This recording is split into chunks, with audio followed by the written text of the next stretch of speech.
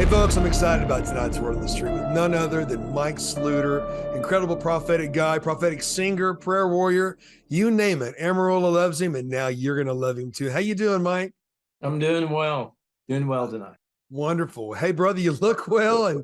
And again, man, I met you a few years ago and around the ITVN circles when Christy and I first moved to Amarillo. And man, come full circle. You know, we were about to bring Larry Lee and Ron Till to town with Todd Pitts. And I thought, man, I just keep thinking about this Mike Sluder dude.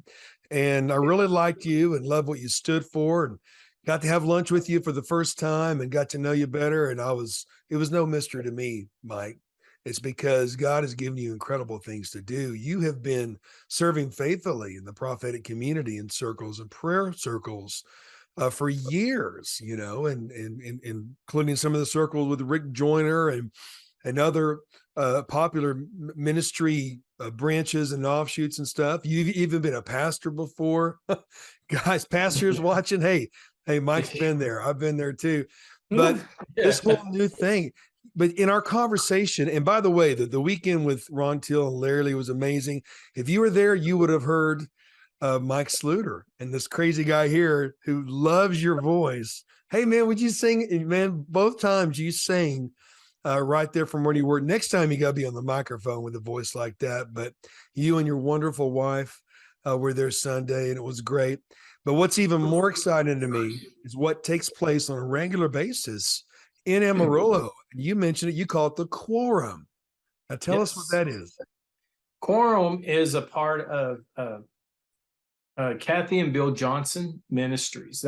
They have taken this prophetic movement and they're nurturing it. And what they do is they have came out from underneath. They were elders at a big church here in Amarillo. And they just felt like God had called them out to start this community. And this community, we're raising up prophets, we're raising up intercessors, we're training. And it's through the whole, it's offered through the Panhandle, region, and I had to leave Amarillo to go train myself. Janice and I, we just uprooted and went to North Carolina, and then we went up to a church in Ohio. So we were at Morning Star for a little bit. Then we went up to a church in Ohio for a year and helped, just serve there. And then we went to Colorado Springs. And when we got there, I went to work for Peter and Doris Wagner and Chuck Pierce. Wow. So I had, I just served. I didn't have any big responsibilities. We helped with the conferences. And my thing is that I got to know all the world intercessors. Wow.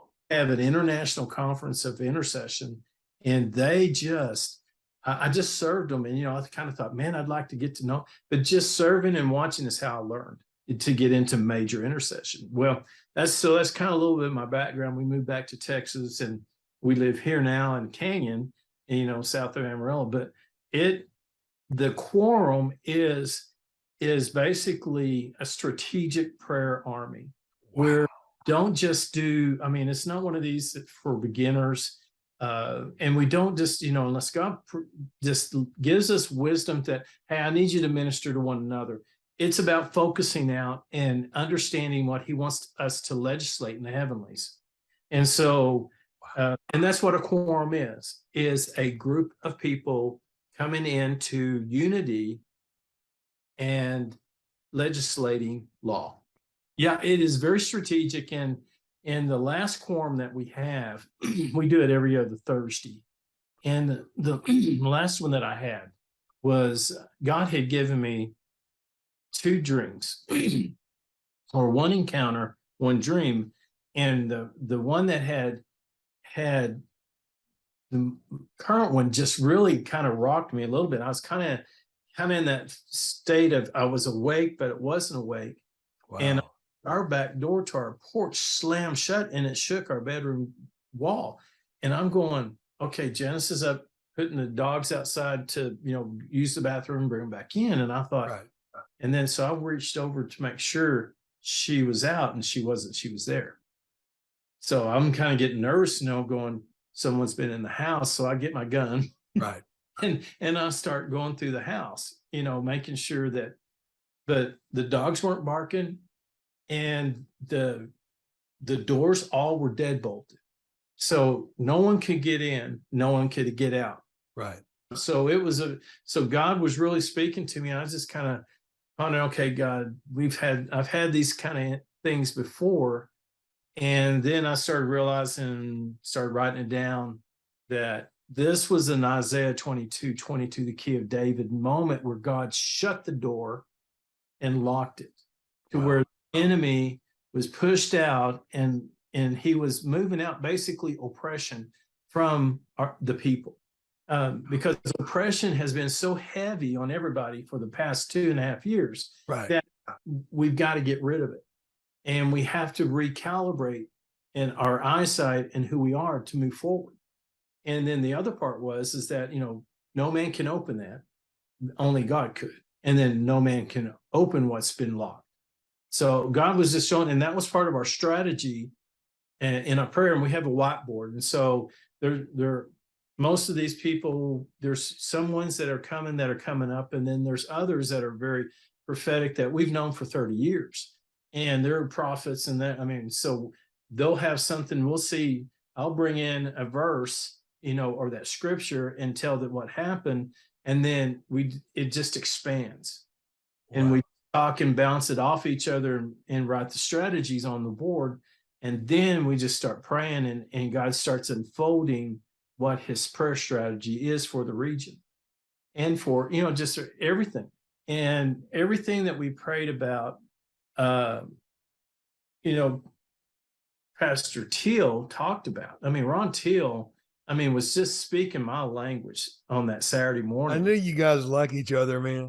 I'm telling you, he confirmed a lot of things that I had felt God say to us, and personally, what I felt like God was doing was that He was strategizing and getting us prepared for a massive move of His Spirit.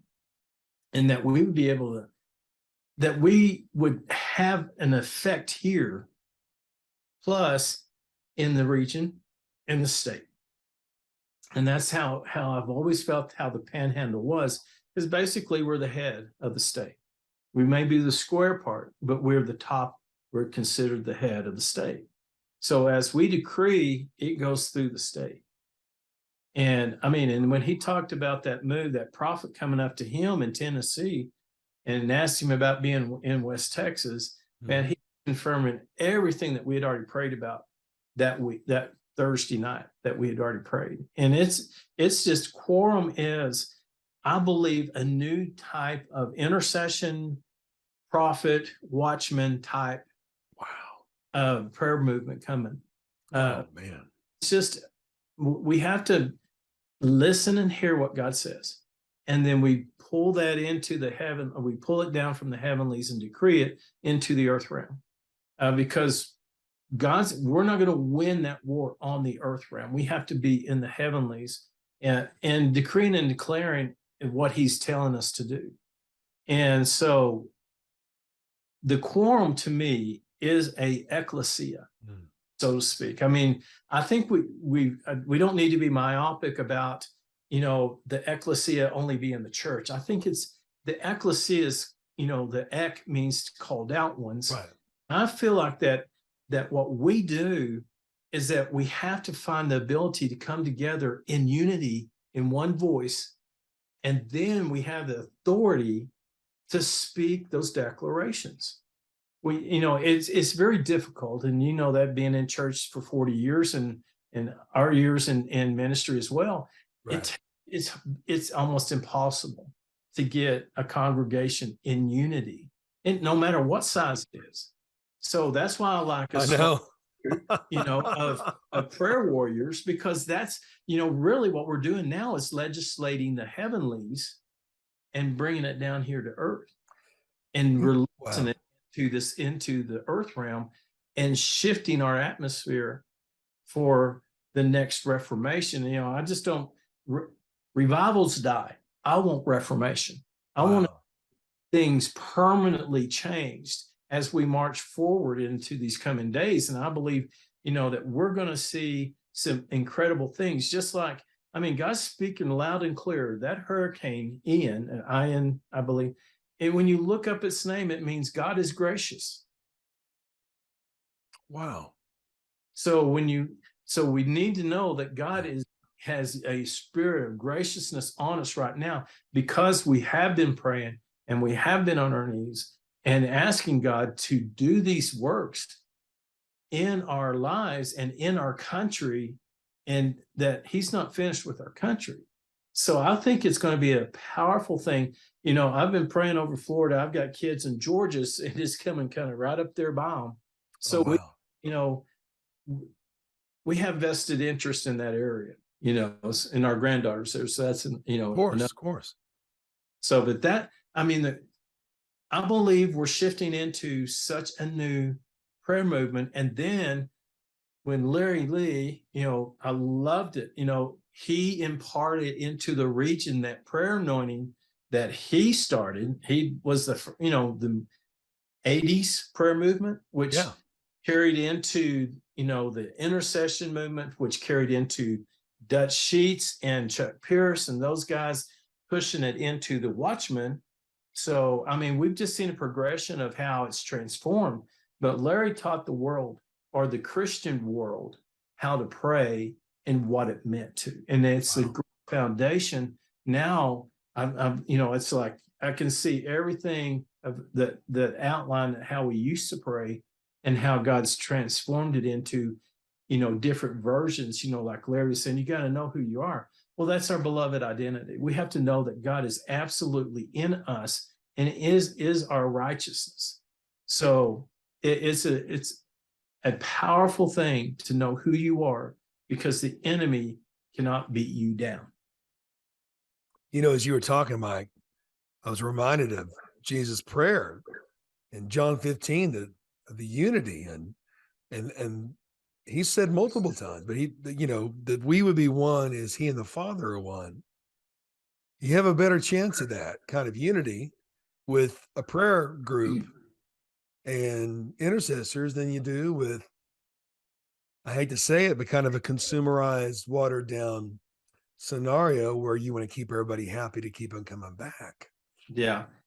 This is for snowflakes. It just came out of my mouth the other day that what if the called out ones are not just called out from the world, but they're called out from the Mick Church. They're called out from this thing that is extra to the bride. The bride is in it, but if you noticed, when the churches had nothing to say during COVID, but compliance for the most part, now not all of them, some of the smaller ones kept right on, and some of the bigger ones kept right on, but it was the intercessors. They didn't give up. They didn't stop.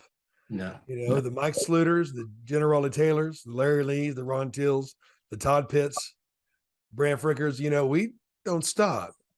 And a lot of us have seen the scenario for what it really was. And that's a whole nother set of shows there. But I'm starting to believe that it is possible to have unity, not in a industrialized. It's been said before that Christianity started in Galilee as fellowship, Greece as philosophy, Rome as institution, and America as enterprise. Mm-hmm. Well, when we get back to fellowship, I think perhaps the called out ones are called out from everything, but true fellowship and prayer and worship. And it is a definite, we've had our battle scars, and some of them have been inflicted in ourselves by not understanding what God was saying. And we would go up to somebody and not understand how to give them a prophetic word, well, you carry this spirit and you carry, instead of understanding the strategy of how to pray for them and push them upward into the kingdom realm for God to reveal that to them. Wow. We're not, the ones that come out and decree and declare, death and destruction is not, that's not God's heart a lot of times. Yes, there is judgment. Absolutely. But that doesn't mean that we've got to position it that way. We always have to position it with that message, but in a positive way. And because if we don't, we're not leaving the kingdom, in a positive atmosphere. It's negative, because see, God's always been trying to tell us how much he loves us. The Western mentality and our old Western theology, we were lucky if God looked our way and smiled. Now we know how much he loves us and how much he's in us. Wow. We catch that. We never caught that he is our righteousness, that I'm in him and he is in me. Right. And took it seriously. When you know that, the enemy cannot touch you one little bit. I mean, yeah, he can have his narrative, yapping at you the whole time, but you understand you have God speaking into you, hear how much he loves us and how much he cares for us, because he is a kind, loving God. That is who he is. Now, is there a judgment? Yes, Revelation says that. But those are those that have refused his kindness and his loveness. I mean, that's how, that's what scripture says. But I know this without a doubt, that God is for me, and he absolutely loves me. And every morning he waits for me to wake up and he goes, let me kiss you on the mouth. That's how intimate he wants to be with us. And it shows us that affection. Sometimes we just refuse to believe that he is that kind, but I know he is. But we're fixing to see some of his hand move in this country that makes it that you cannot deny his love for us. His kindness overwhelms people.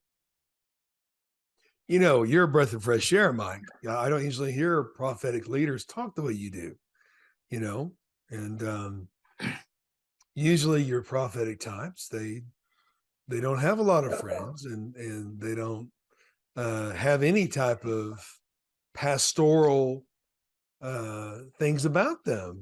They're pretty cut and dry and a little odd. But for you, you really sound like not only a prophetic leader, but you also sound like a prophetic pastor. And that's pretty refreshing. I don't think I've ever encountered anything quite like that. And your emphasis on the love of God is just wonderful, man. And yeah, I mean, once you realize who you are, then you know that confident, not so much confidence, and it's not an arrogance. It's just that God just points you out and says, this is who you are. And I couldn't say that forever, that because I'd gone through so much as a kid, that why did this tragedy happen to me? Why did this happen to me? Why did, and it just, went on and on and on. And then once, you break through that and you see what God's doing for you, then you see the bigger plan and how the enemy tried to destroy you and destroy your giftings before you ever knew who you were. wow.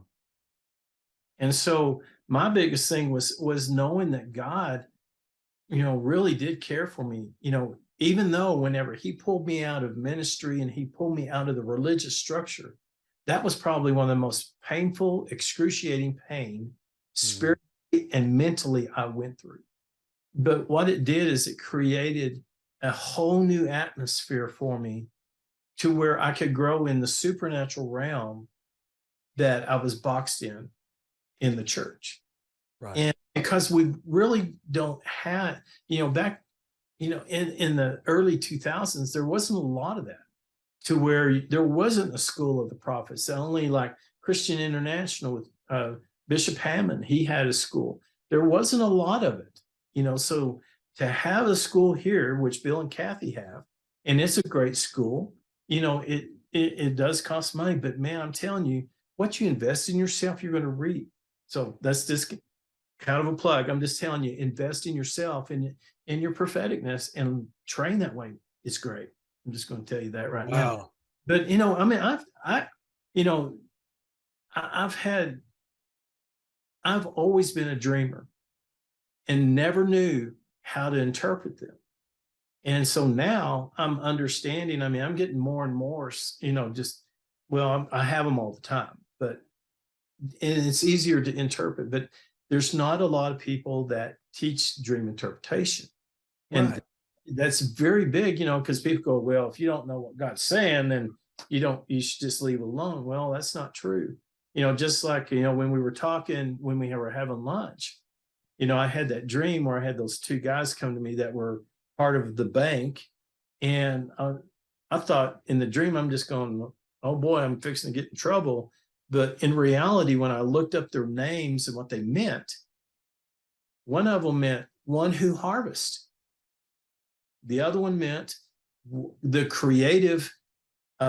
creativeness of written word.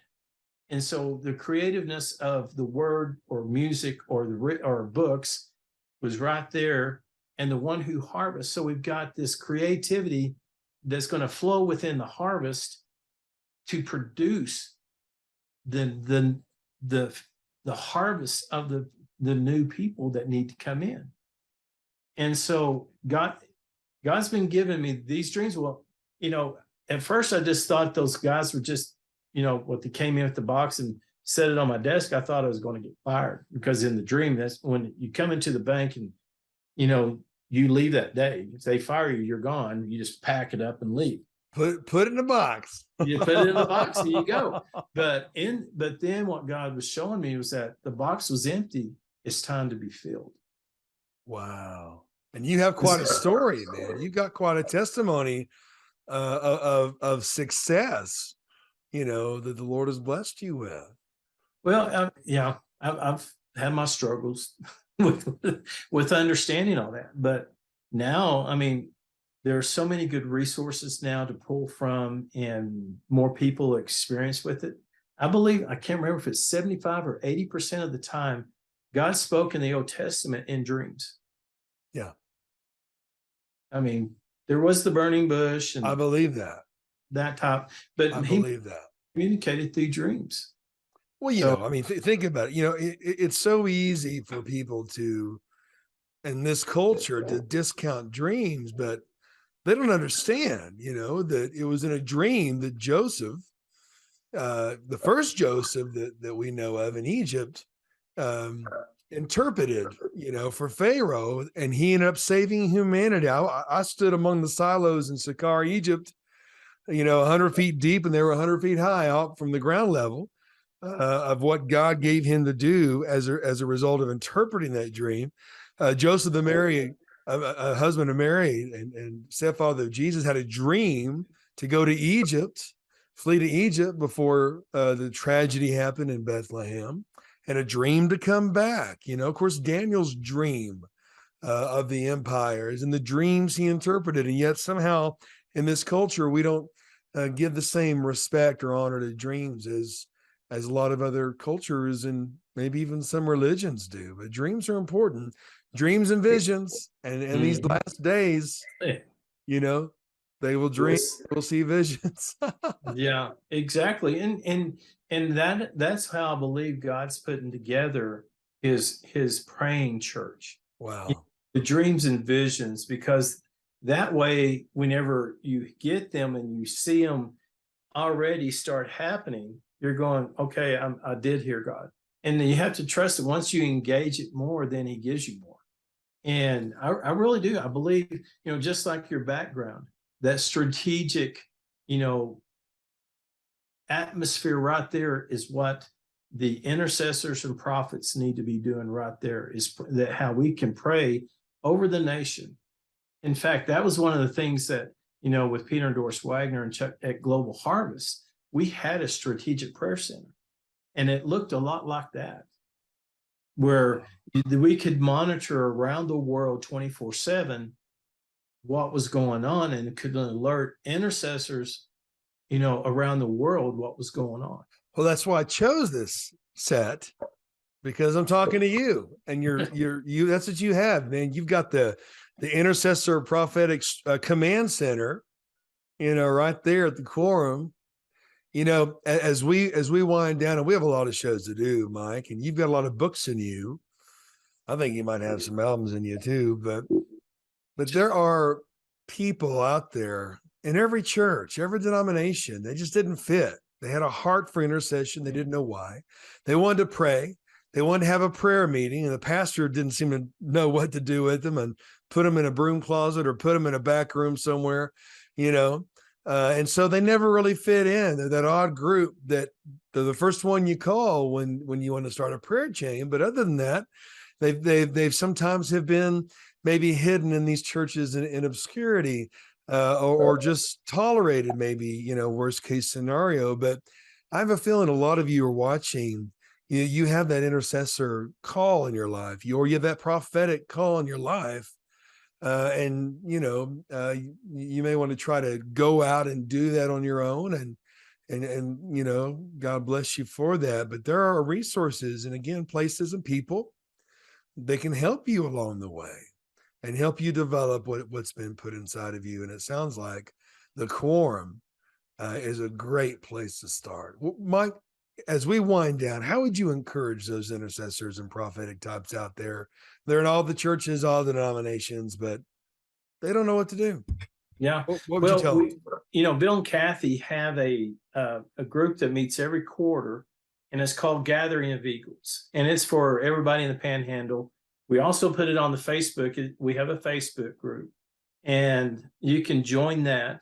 And we've got resources. We post things, but it's a way of communicating with us too. But that's a gathering that you can come. It's not owned by any church. It's not owned by any pastors. Wonderful. Just a group of prophets and intercessors coming together. It's a safe place to learn. It's a place you're not going to get judged, because we've been through it. We've been there, and we have the battle scars to tell you what not to do and what to do, and so it's a place where you can grow and ask questions, because a lot of people have a lot of weird things happen to them, and that happens in the prophetic realm. Right. You see things in different realms, and, there's people to bounce those things off of and just say, hey, don't be afraid of that. Press into that, because I believe we're going to see things that, like Enoch, he walked in some crazy places. Yeah, he did. And so we're, one thing that I never had a mentor, and that I've been waiting for this thing for 30 years. Wow. For this region. And, you just got to know that Bill and Kathy had a prophetic word 30 years ago to start this thing from a prophet at CI, Christian International. Wow. And it literally called this group Gathering of Eagles. It's really cool to be a part of a community that understands where you've been. Like I said, I've not had a mentor, and I really kind of questioned God. One time he just finally spoke to me and said, I just don't want man's thumbprint on you.